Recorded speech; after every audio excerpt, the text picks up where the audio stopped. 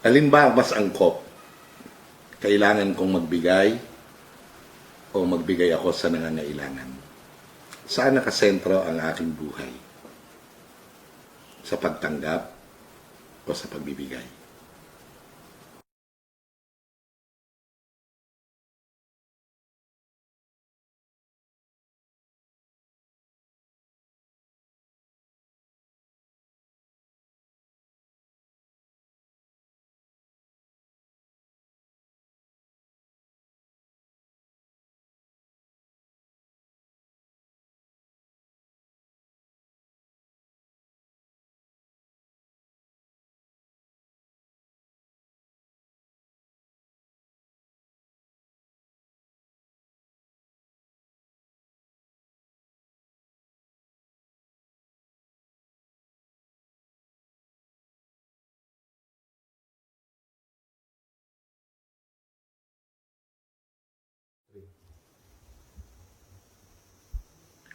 Sa ngala ng Ama, ng Anak, at ng Espiritu Santo. Amen. Magandang umaga po, mga kapukpukan. Nandito na naman po tayo sa ating episode ng Pukpukin Mo, Father, ng Anluwagi page ng St. Joseph the Worker, Paris Punturin. At makikita nyo rin po yan sa aking YouTube channel, Father Roman E. Caleon. At ako ay nagagalak na makapagbahagi na naman muli tungkol sa pagmamahal ng Diyos para sa ating lahat. Magandang umaga, perlas ng silanganan. Magandang umaga, mga kapatid. Magandang umaga sa inyong lahat. Nawa talagang maging maganda ang umaga na ito para sa atin hanggang matapos ang araw natin. Yan din sa mga darating pang araw. Ngayon po ay pinagdiriwang natin ang kapistahan ng Santissima Trinidad, ang ating pananampalatayang Kristiyano sa iisang Diyos na may tatlong persona, ang Ama, ang Anak, at ang Espiritu Santo. At sa kapistahan ito ay napakaganda po ng banal na ebanghelyo na babasahin po sa araw na ito. Yan po ay popular na popular, John 3:16, ang pinaka-popular verse na nalalaman halos lahat ng tao na nagbabasa ng banal na kasulatan o nakikinig sa salita ng Diyos. Gayon na lamang ang pag-ibig ng Diyos sa sanlibutan, kaya ibinigay niya ang kanyang bugtong na anak upang sino mang sumampalataya sa kanya ay hindi mapahamak, bagkus magkaroon ng buhay na walang hanggan. Ang ganda, super ganda, bonggang-bongga, ang ganda. Kaya iyan ang ating pupukpukin. Mahal ka ng Diyos. Amen ba yun? Amen na amen. Ngayon, sa banal na ebanghelyong ito, ang titingnan natin ay kung ano ba ang pagiging Diyos ng Diyos para sa atin. Iyan ang ating bibigyan ng pansin. Yung hiwaga ng Santissima Trinidad, pinag-aaralan po yan sa seminaryo, De Trinitate, the Trinity. At nako, kahit ano pong pag-aaral ang gawin mo, titiyakin ko po sa inyong kapos at kulang. Sapagkat yung hiwaga po ng iisang Diyos sa tatlong persona sa kanyang tatlong paraan ng pagpapakita sa kasaysayan bilang Diyos Ama na lumikha ng langit at lupa ng lahat ng bagay, Diyos Anak na nagligtas sa atin sa katauhan ng ating Panginoong Hesukristo, at ang Espiritu Santo na ipinagkaloob sa atin ng Panginoong Jesus nang siya umakyat sa langit at bumaba sa atin nung Pentecostes na pinagdiwang natin nung nakaraang linggo ang kapistahan. Dito ipinahayag ng Panginoon nating Diyos ang kanyang pagkadiyos. Pero hindi po natin kayang unawain yung paano ba naging isa yung tatlo. Mahirap naman sabihin, kamukha na rin kaping-ire, 3-in-1. Mas masarap inumin kaysa ipaliwanag. Ano sa palagay mo? Yung ganun din yung sa pagka-Diyos ng Diyos.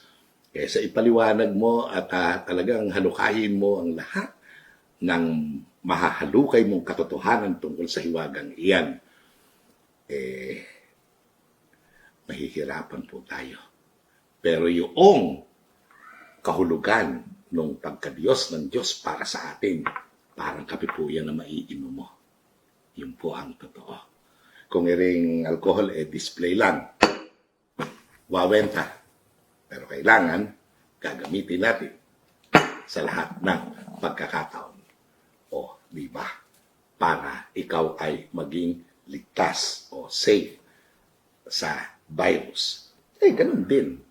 Kaysa tuklasin mo kung anong nilalaman niyang alcohol, gamitin mo na lang at magtiwala kang bibigyan ka nito ng paglilinis o dili kaya proteksyon para mamatay ang virus. Ganun din ang pagka-Diyos ng Diyos para sa atin. Kung hahanapin mo yung lahat ng paliwanag tungkol sa pagka-Diyos ng Diyos, baka kulangin ka pati ng mga libro. Napakahiwaga po noon. Mas masarap na mabatid ng sino man ng Diyos ay Diyos ng pag-ibig at mahal ka ng Diyos. Nag-uumapaw ang pag-ibig na ito ng Diyos. At yung pag-uumapaw na yan na pag-ibig ay ibinahagi ng Diyos sa atin. Sa kasaysayan, nilikha ng Diyos ang lahat ng bagay at sa kahuli-hulihan, nilikha ng Diyos ang tao at ipinagkaloob sa tao ang pamamahala sa lahat ng kanyang nilikha. At dahil ang tao ay marupok, nagkasala, ang Panginoon naman ay dumating upang siya ay iligtas. Ganon talaga yung pagmamahal ng Diyos. At dahil ang Panginoong Hesus ay hindi mananatili sa kanyang katawang lupa dito sa ibabaw ng mundo, siya ay umakyat sa langit, ay pinagkaloob naman niya sa atin ang Espiritu Santo para talagang matupad ang kanyang sinabing hindi niya tayo iiwan, na siya ay lagi nating kapiling. Yan ang pagmamahal ng Diyos sa atin. Deus Caritas Est. 1 John 4 verse 16. God is love. Ang Diyos ay pagmamahal. Ngayon, pag sinabi mong ang Diyos ay pagmamahal, ano ba yung talagang sabihin na natin the greatest act of love of God? Maraming attributes ang Diyos. The sweetest attribute of God is His mercy and compassion. Bunga rin yan ng pagmamahal. At yung talagang the ultimatum of His love is in forgiveness, in forgiving. Pinatawad tayo ng Diyos. Pinagkaloob sa atin ng buhay na walang hanggan. Bunga rin yan ng pagmamahal. Alam mo naman kung ano ang pagmamahal.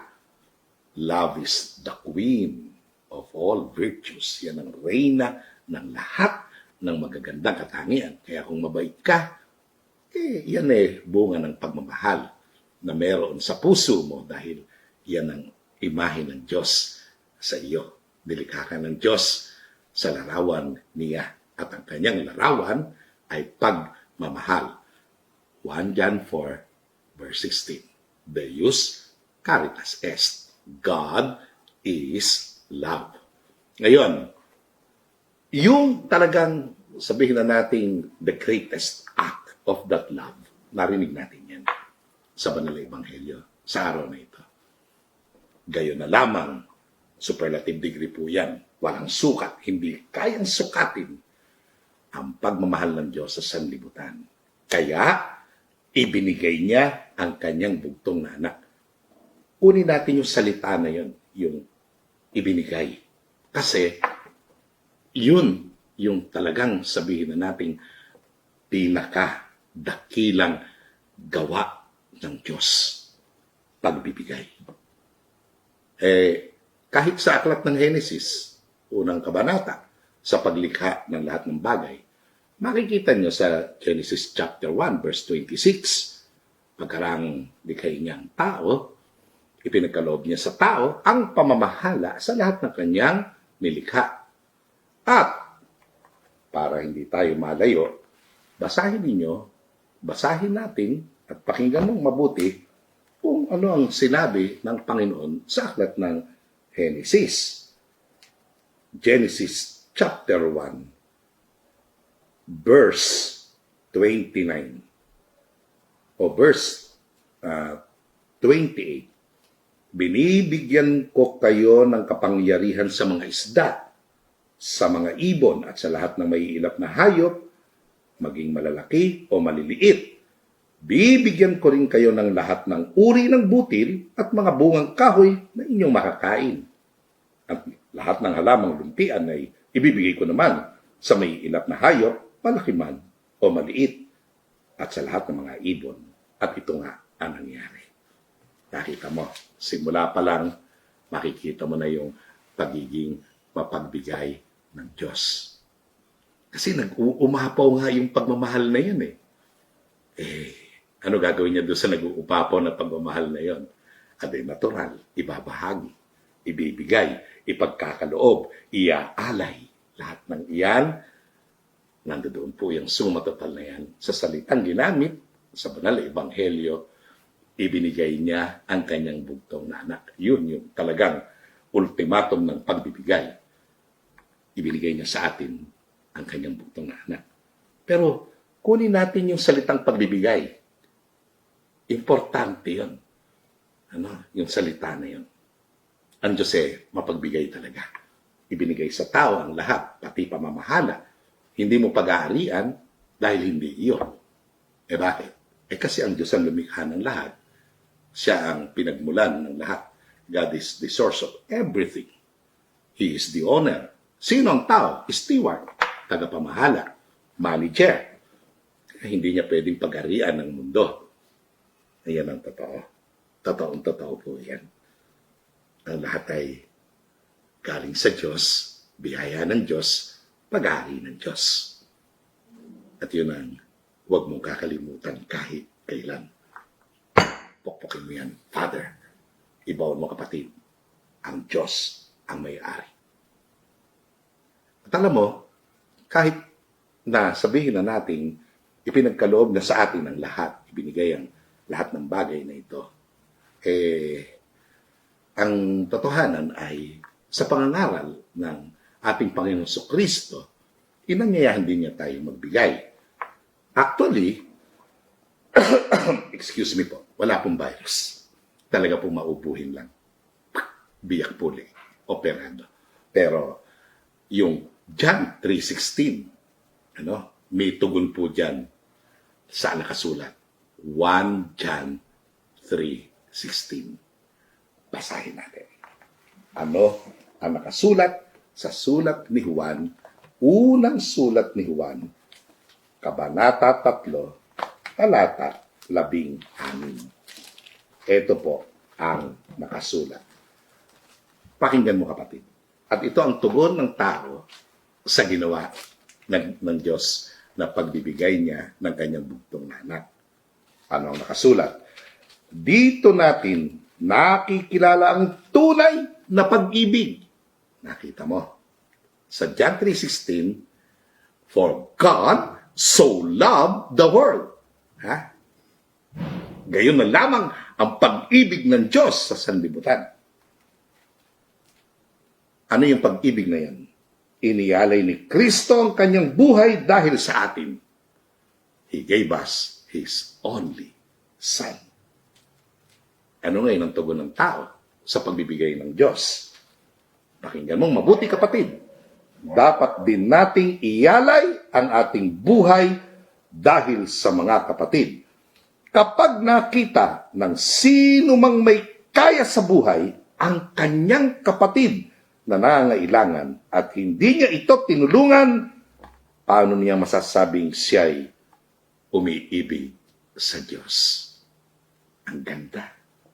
Isipin mo, yung John 3:16, pagmamahal ng Diyos sa atin. Yung 1 John 3:16, pagmamahal natin sa Diyos sa pamamagitan ng pagtulong, pagkakawanggawa, pagbibigay sa ating mga kapwang nangangailangan. Pagbibigay. Naroroon po yan. Kaya ang aral ng Panginoon sa banal na Ebanghelyo, kutakot-takot ng dami tungkol sa pagbibigay. Yung 3 pillars of our Christian faith. Anong unang-una sinabi? Kapag maglilimos ka, huwag mo nang ipagmakaingay ito. Kung gagawa ka ng paglilimos, pagbibigay sa nangangailangan o sa pulubi, huwag mo nang pagmamakaingay. Yan ang unang poste ng pananampalatayang Kristiyano. Ano pa ang sabi? Kapag nananalangin, yan yung pangalawang poste, pagdarasal. Ano yung pangatlo? Pag-ayuno. 3 yan. Pero uuna yung pagbibigay, paglilimos, pagtulong, pagkakawang gawa, pagmamalasakit. Lahat ng yan, it boils down to one. It is the giving of something from yourself to the other, to those who are in need. Ang ganda-ganda niyan. Yan ang isa sa mga aral ng Panginoon. At napakarami pa, Mateo 7:7. Sabi doon, humingi kayo at kayo bibigyan. Nandoon ang pagiging mapagbigay ng Diyos. At sinabi din niya, yung tugon naman ng tao sa pagbibigay na yan ng Diyos, pagiging mapagbigay ng Diyos. Magbigay ka at ikaw ay bibigyan. Puno, siksik, liglig at umaapaw pa ang ipagkakaloob sa iyo. Kapag nagbigay ka ng isang basong tubig na malamig na dahil kay Kristo, tingnan mo, kahit isang basong tubig, pero may karugtong malamig. Wala pa namang yelo nung panahon ni Jesus na ilalagay sa ref. Kaya lang malamig po ang tubig dahil masarap po talaga yung tubig na malamig. Naalala niyo yung mga nasa tapayan pa natin nung araw. Wala namang yelo pero malamig. Malamig po ang pinanggagalingan kasi lupa po yun yung tapayan. Kaya malamig po yun. At alam mo, ang kapalit po niyan na pagpapala, ikaw ay pagpapalain dahil sa ginawa mong iyan. Ang Panginoon po ang nagsabi noon. At alam mo, hindi lang iyan. Sabi po niya doon sa lalaking mayaman na nagtanong sa kanya, ano po ang dapat kong gawin upang magkaroon ako ng buhay na walang hanggan? Sumagot ang Panginoon, anong nakikita mo sa kautusan? Anong nakasulat doon?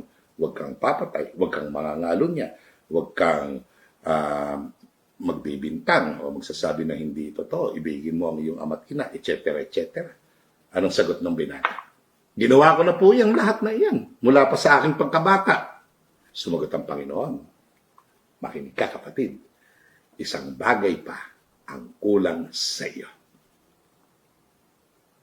Umuwi ka, ipagbili mong lahat ng iyong ari-arian, ipamigay mo sa mga dukha ang pinagbilhan. Pagkatapos sumunod ka sa akin, magkakaroon ka ng buhay na walang hanggan. Ang tindi. Yung aral ng pagbibigay. Mula sa bibig ng Panginoon. Ibang klase yan. Kahit man yung sa aral tungkol sa kayamanan, na sinasabi ng Panginoon sa banal na kasulatan. Kaya ka payayamanin ng Panginoon ay upang may magamit ka sa pakikipagkaibigan. Yung kayamanan na meron ka, ibabahagi mo po yan. Hindi naman ikaw ang may-ari niyan talaga. Alam mo ba, sa bingit ng kamatayan, kapag tayo mamamatay na, yung kapangyarihan, katanyagan, kayamanan, lahat ng yan, ng mga bagay na yan, na meron ka, namumutla po lahat yan sa araw na ikaw ay malapit ng pumanaw. Wala na pong saysay lahat yun. Hindi pa ako nagbibiro. Marami pong sumaksi sa mga bagay na yan. Lalong-lalo na sa panahon na ito ng COVID-19. Walang saysay ang lahat ng iyan. In the moment of impending death. At alam mo, ang totoo, kapatid ko, makukuha mo pagtrabahuhin ng ibang tao para sa iyo. Maaari kang kumita ng salapi, may magtatrabaho para sa iyo. Makakuha ka ng ibang tao para magmaneho para sa iyo.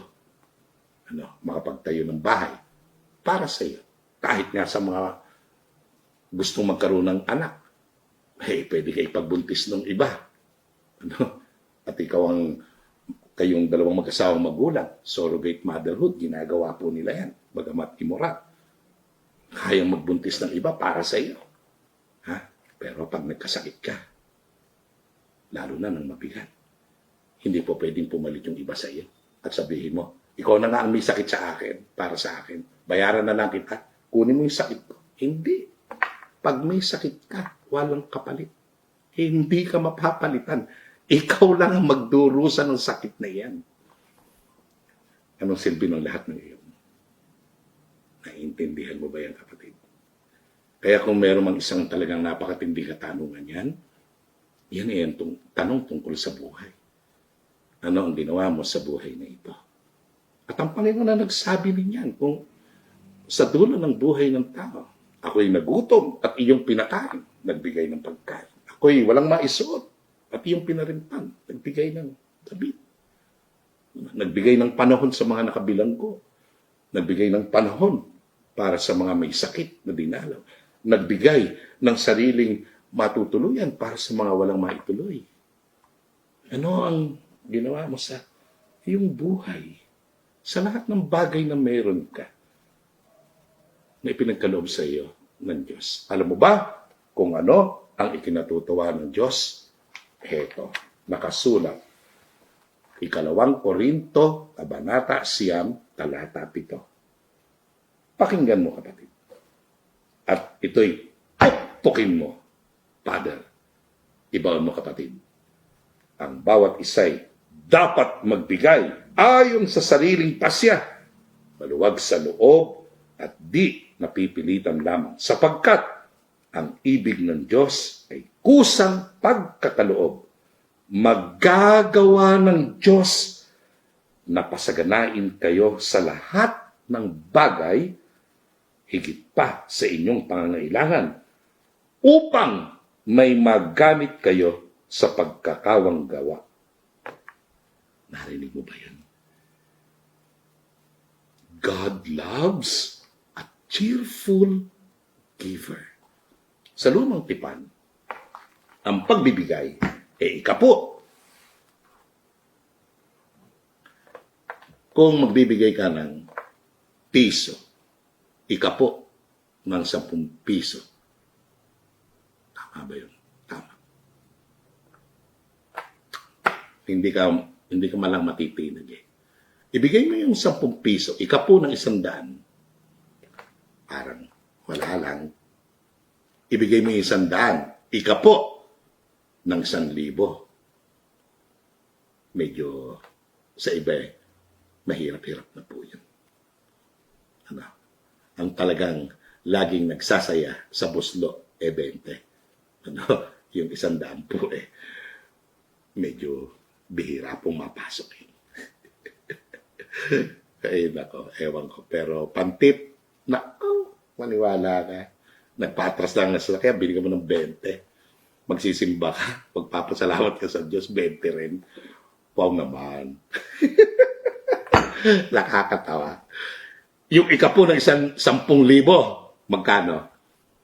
1,000. Patay tayo dyan, hirap pawalan. Bakit? Yan ang tanong. Bakit mahirap pawalan yung 1,000? Kasi nangihinayang ka, medyo malaki yung mawawala sa iyo. Doon kasi nakatutok doon sa mawawala. Do not look on what you have lost. Look on the cross. Huwag mo tingnan yung nawawala. Ikapulang yan nung natitira. 9,000 pa yung natitira. Ang laki nun. Ano gusto mo? May 9,000 o may 10 piso? 9 piso. Hindi ba? Kasi kaya hindi maibigay ng tao yun, nakatutok siya dun sa mawawala sa kanya. Hindi dun sa natitira. Rather, kahit nga yung 10,000 na yun, kahit walang matira, kaya mong ibigay Bakit? If you look not on what you have lost, if you look not on the cross, you can give it all if you look on the cross. Kasi sa krus, ibinigay ni Jesus ang lahat. Alam mo ba, 7 bagay yung ibinigay ni Jesus na yon sa krus. Dahil yan ang pagmamahal ng Diyos eh. For God so loved the world, He gave His only Son. Ano naman ang ibinigay ng kanyang Son? Ano ang ibinigay ng Panginoong Jesus? Una, damit. Hinubaran siya ng kanyang damit. Ibinigay niya ang kanyang kasuotan. Pangalawa, pagpapatawad. Ama, patawarin mo sila sapagkat hindi nila nalalaman ang kanilang ginagawa. Pinatunayan niya yan doon sa magnanakaw. Ngayon din, isasama kita sa paraiso. Napatawad ng magnanakaw.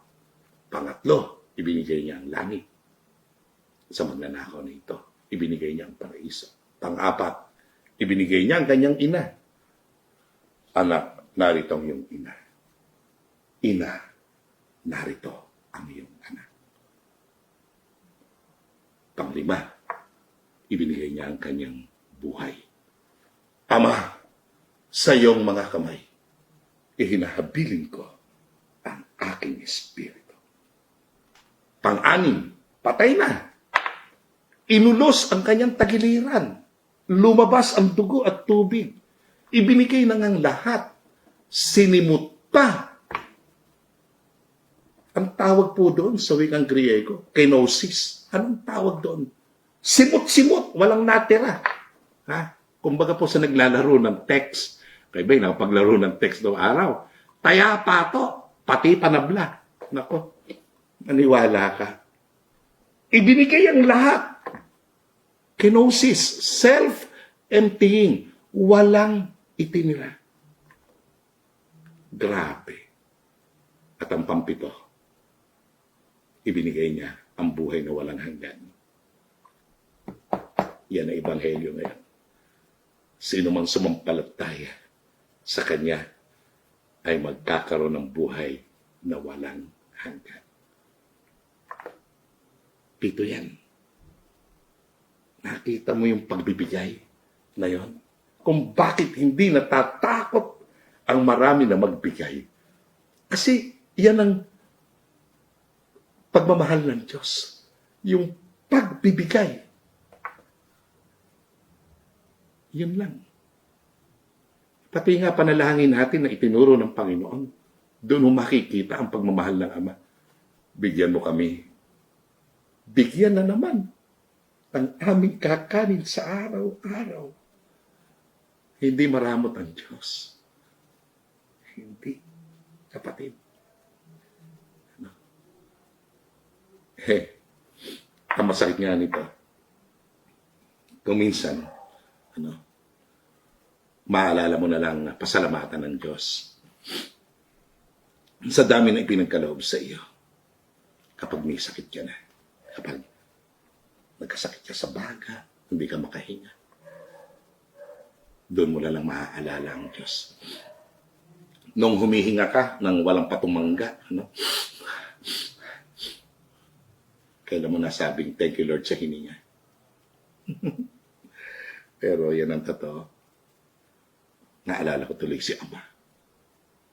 Nung makomatos ang tatay, may oxygen, may ventilator, respirator. Napakamahal lang babayaran namin kada araw. Year 2000. 25,000 kada araw sa ICU.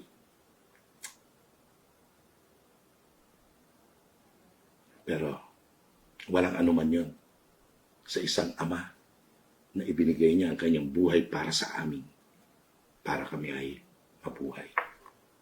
Kaya kahit mahal yung hininga, tutustusan namin yan. Ganyan ang pagbibigay.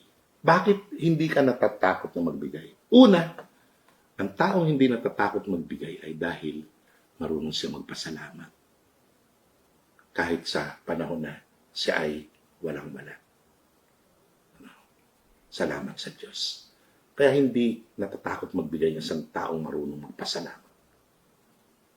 Ikalawa, hindi ka natatakot magbigay kasi alam mo na hindi ka pababayaan ng Diyos. Pangatlo, nagbibigay ka at hindi ka natatakot magbigay kasi alam mong pinagpapala ka ng Diyos. Walang takot sa pagbibigay. Sa araw na ito, kapatid ko, alalahanin mo yung salita na yun. Pagbibigay. Dahil yan ang ginawa ng Diyos sa atin. Hari nawa, hindi tayo maging malamot. Marunong tayong magbigay. Pukpukin mo, Father. Ibaon mo, kapatid. Sa ngalan ng Ama, ng Anak, ng Espiritu Santo.